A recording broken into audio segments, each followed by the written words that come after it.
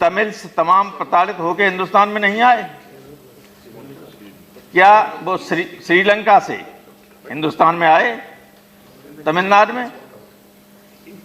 Myanmar से Rohingya? इन सबको क्यों नहीं मिलनी चाहिए? जो हिंदुस्तान से 47 में मुसलमान चले गए थे पाकिस्तान में, कराची साइट में, उनको नंबर 2 का माना जाता है। उनमें से तमाम लोग वापस चले आए, प्रताड़ित होके आए।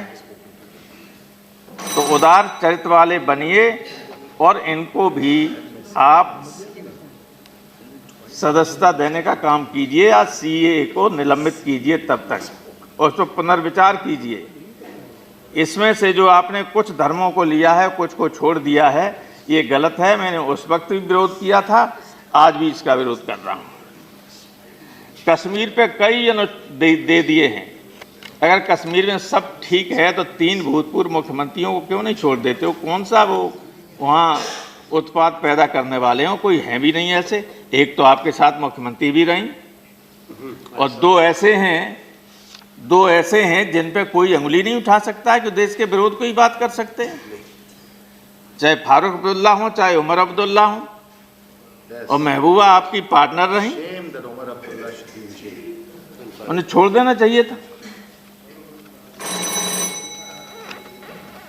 यहाँ एक चीज और कही है, देखिए इसमें आपने लिखा है कि 2/3 बहुमत से संविधान के अनुच्छेद 370 और अनुच्छेद 35 को हटाया जाना।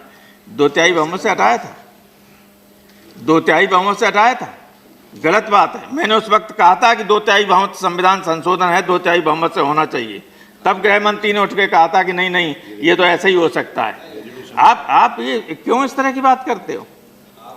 मैं सदन के माध्यम से श्रीमान ये कहना चाहता हूं कि भले ही कुछ अधिकार न हो राष्ट्रपति को, लेकिन 3 अधिकार हमेशा पार्लियामेंट्री सिस्टम में होते हैं: right to be consulted, right to warn and right to encourage.